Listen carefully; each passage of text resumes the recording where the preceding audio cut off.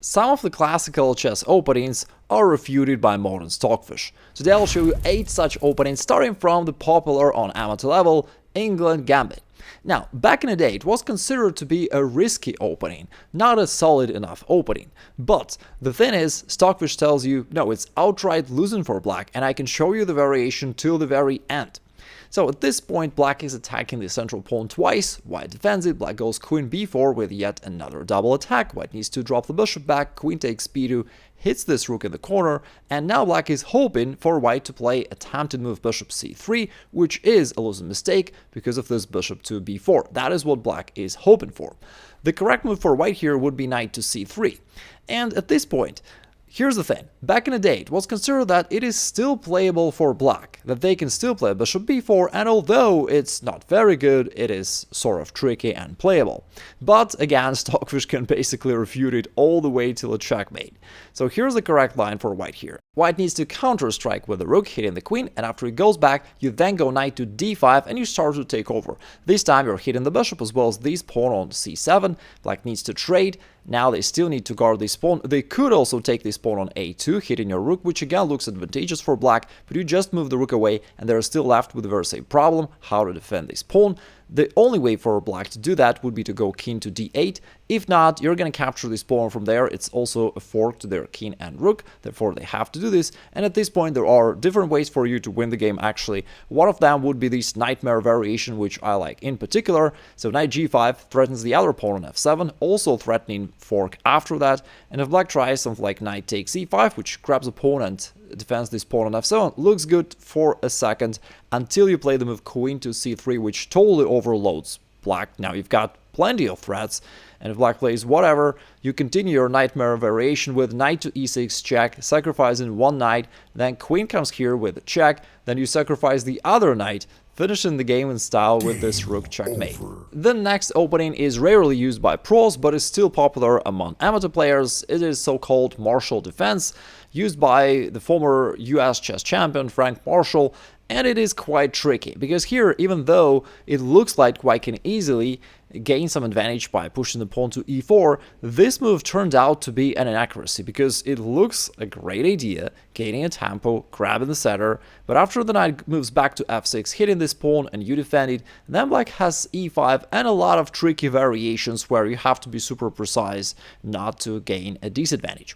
So what Stockfish tells us instead of all that is that the best move for white here is the move knight to f3, which shuts down all these e5 counter-attacking ideas, and there is no way for black to stop the e4 on the next move anyway. And if they try bishop f5, Stockfish recommends another interesting move, knight d2, insisting on that idea, which also makes it bad for black. So if instead black plays any usual move, e6 or develop somehow, now you play e4 in a comfortable situation. The knight goes back, you just defend this pawn and develop your knight, and basically you get already a significant positional advantage. If black tries to keep pushing with their counter-attacking ideas, then it actually backfires, because now this bishop leaves the king side, and as they castle, their king turns out to be a little bit abandoned and vulnerable. You can play e5, kicking this knight away, the last defender, and then you win the game with the common Greek gift sacrifice, bishop takes h7, followed by knight to g5 check, and after the king moves, you then throw the queen out, threatening checkmate.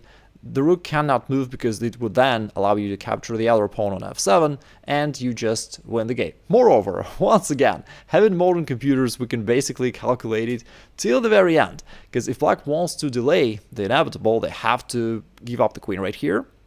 And now there is a glimpse of hope for black, because it looks like they can take this knight on c3 with some also gains for black. But in reality, after this trade, again, temporarily it looks like black is gaining something, but after they grab this rook in the corner, you still win the game by this bishop sacrifice, bishop f6, because their king is still undefended and vulnerable. After the trade, you just want to use your queen lift and checkmate black. If they try to escape, you cut off the king, and then still on the next turn, after any move of black, you finish it with queen to g7 checkmate. So far we talked about a little bit suspicious openings which are popular rather on amateur level, but now we're talking about something really interesting and really surprising, because the Benoni Defense was used by Tal, was used by Fischer in his World Championship match against Spassky, and it has always been considered one of the interesting and great opening choices for black. But nowadays Stockfish says that white is winning. So how come? Well, normally in this position white opted for the classical variation knight of 3, and they just continued their development, so was black, and then we had a normal game. However, Stockfish claims that f4 gives white almost a winning advantage, because after bishop g7, the next move white should play here is not e5 straight away, but bishop b5 first, gaining a tempo for development, and after black guards the king, somehow then white pushes in the center with the move pawn to e5. And all these variations were known before, but they were considered double edge, where white is stretching out his pawn chain a little bit while he's attacking, and therefore both sides have some chances, and it's a complicated position. But again, having modern computers that can calculate for so long, we know what's going to happen at the end and who's going to be on top. So e5 attacks the knight, black needs to trade, and still the knight needs to move somewhere. There is no convenient square for the knight to go to. It can go here because of your knight. It can go here because you can actually just go ahead and take it. Their bishop is pinned and cannot take your queen. Therefore, if they don't want to drive it back to where it started, knight h5 is the only square. Then the other correct move for white is not to take here, because that would only help black to develop his knight, but instead white should just play knight to f3, which guards his central pawn and develops his knight. Now black castles, and also just a little general note, of course black could play some passive defensive chess and avoid immediate disaster, but in that case white just ends up with a positional advantage with strong center, and black ends up with a cramped position with no real counterplay, and certainly that's not what black wanted out of the opening. And now after the trade of bishops, it again looks like black has some counterplay, but g4 wins the game. Now this knight on the edge is actually trapped. This f4 square is controlled by the bishop, and therefore the knight has no squares to go to. Black may try for some sort of a counterplay, because after this trade, looks like your king is exposed and black can somehow attack it. But again, Stockfish says, no bro, it's just a single check, you've got nothing. And Stockfish suggested white should go king g2, rook f1, bishop f4, continue development. And although the king is exposed, but one thing that modern computers taught us is that having an exposed king is not a problem if you have active pieces, because then there is no actual way for your opponent to attack you. And in this position, you know, actually, after a couple moves, probably white will be the one attacking, and therefore white is indeed winning.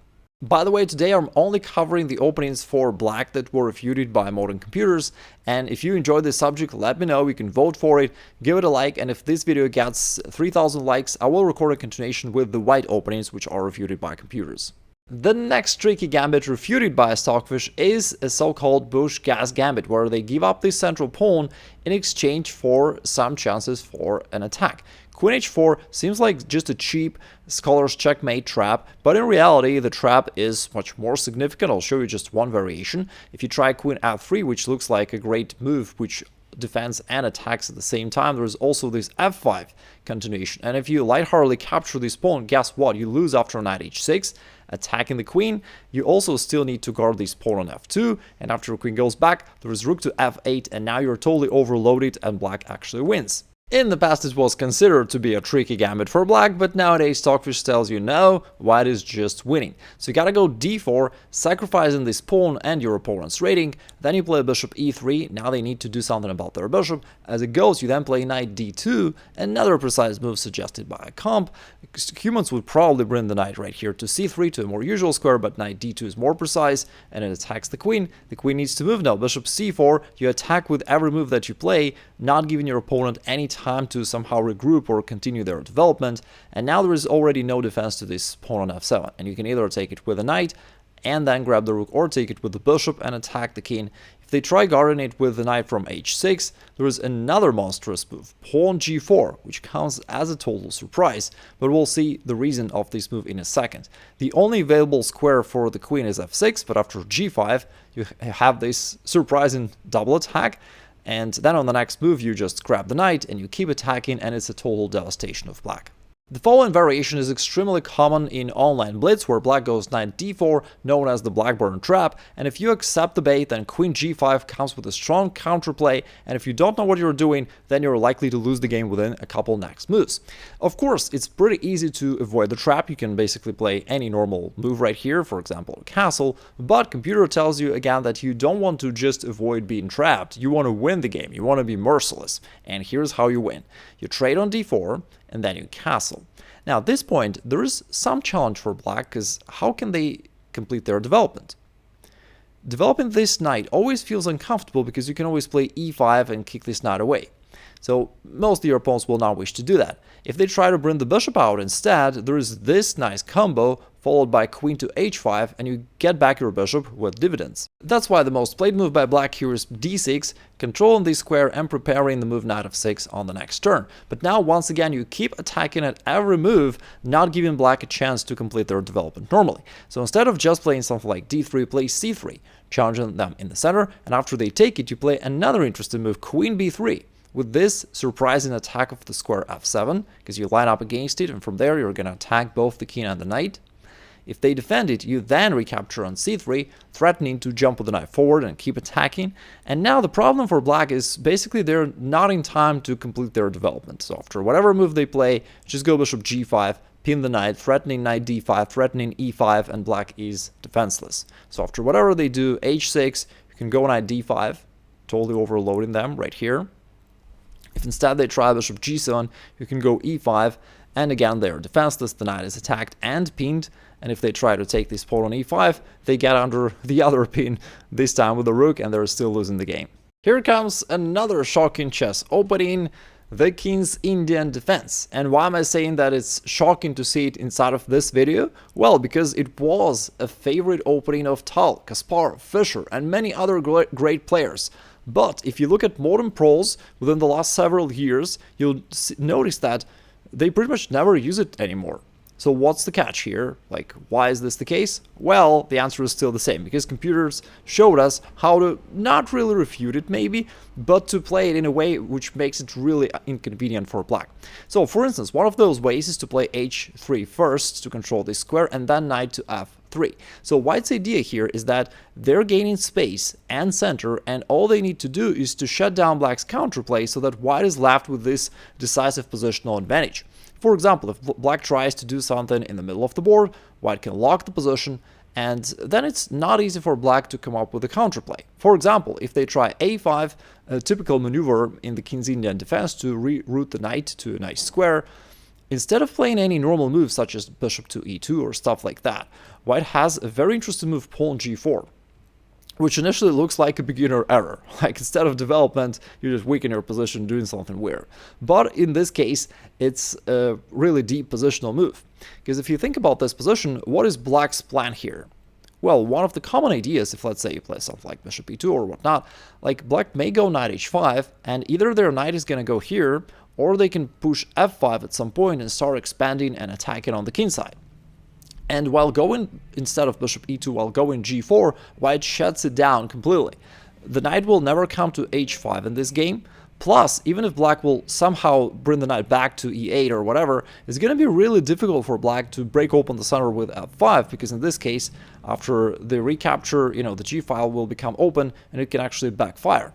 Therefore, if black will just try to somehow complete his development, let's say try to reroute the knight here and put the pressure to the central pawn, white can also regroup, complete his development, and now guard this pawn with a knight to d2.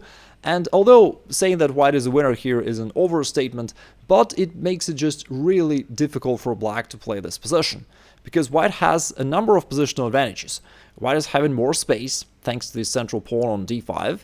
Black's got a bad bishop on g7, which is not doing anything, and it's hard to activate it anyhow. Also, there is no clear plan for black. Like, white can complete his development and then decide what to do, whether to keep expanding on the king side or maybe to expand on the queen side down the road. But for black, it's pretty challenging to come up with a meaningful plan here. And all these advantages combined make it very difficult for black to play it, and therefore pros just basically drop this opening altogether. By the way, I understand that these positional principles might seem intricate, but in reality, there are just a handful of very important rules of thinking, principles I call them, which make you actually a strong player, and they help you to understand this positional chess and to play consistently well. So if you're curious to know, it's not the subject of today's video, I've put together a special bundle called Boost Your Elo to 2000, where I've included everything that you need to progress smoothly to that level, and it's been used by thousands of students by now already. So if you're interested, I'll leave a link below the video in the description.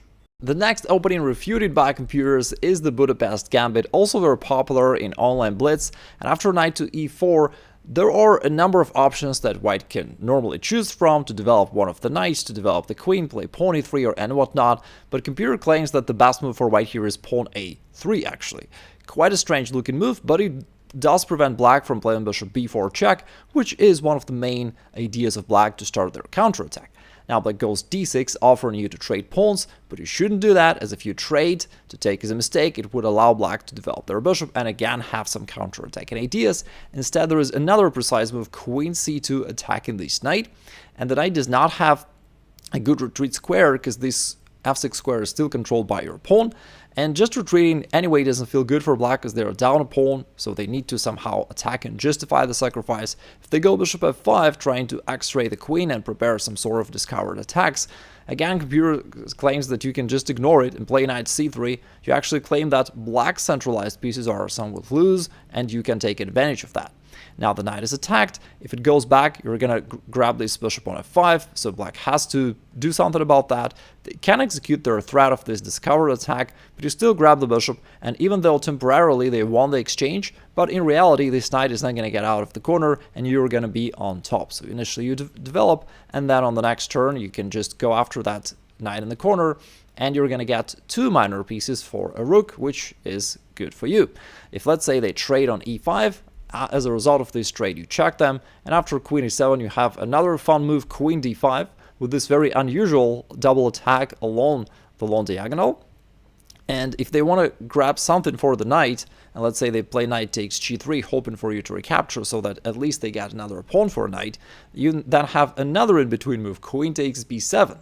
And ultimately you outsmarted your opponent, because now they have to move the rook away, but then you recapture on g3, and you are basically winning the game. You've got two minor pieces for a rook and a ton of threats. There is knight to d5 hitting the queen, and this pawn on c7, maybe queen check, maybe the light square bishop will come here with check, maybe the dark square bishop will come here and attack, and you're just taking over. And the next opening, refuted by computers, is the Scandinavian defense. Now, saying that it's completely refuted, of course, is an overstatement, especially on amateur level. It's still perfectly playable for black. But nevertheless, like, here's the deal. After white captures, taken with a queen is not very good for black, because knight c3 gains white this extra tempo, and it's actually advantageous for white. Therefore, pros usually here try to go knight f6 and then take this pawn by the knight, so that they don't have to expose their queen. Then white figured out that instead of trying to hold on to this pawn, they should let it go, and then as black captures it, white plays c4, grab the center, gain one more tempo, and white gets a superior position right here. The next turn was black coming out with a better alternative. Instead of taking the pawn, they figured out that they've got this bishop g4 sudden in-between move, which gives them some initiative, and it's still quite interesting. So if white wants to hold on to the extra pawn, they need to play f3 to gain a tempo, and after bishop f5, there are potentially complex variations that white may go into after, let's say, c4, and it leads to some interesting positions. But computer tells you that white should go g4 first. Pretty counterintuitive move. Looks like white is just open up the king significantly, and then c4, and white is still playing only pawn moves, which is quite strange. After e6, the other precise move that white should play is not to take this pawn. That is actually what black is hoping for, because knight c6 would come with a lot of counter-attacking ideas by black right here. That is exactly what black is hoping for. So instead, white need to bring the knight out, letting black capture this pawn, but now they've got this g5. That's why they wanted to push this g-pawn forward, and if the knight wants to be brought somewhere closer to the white position, they need to move forward. Dropping it back is just way too passive, and after knight h5 there is another surprise.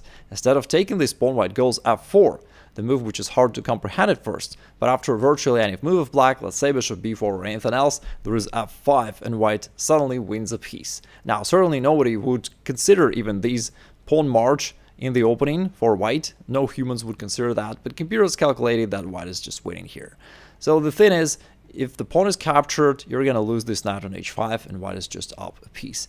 Yes, the king is a little bit exposed, but again, computers claim that there's nothing serious, and even though black can deliver a single check, that's not much, and after that, black can't generate any attack. This pawn is still hanging. If black takes here, bishop takes c4, comes with a counterattack, and white is just up a piece. I hope you enjoyed it, and if you want a continuation from the black perspective, let me know in the comments below.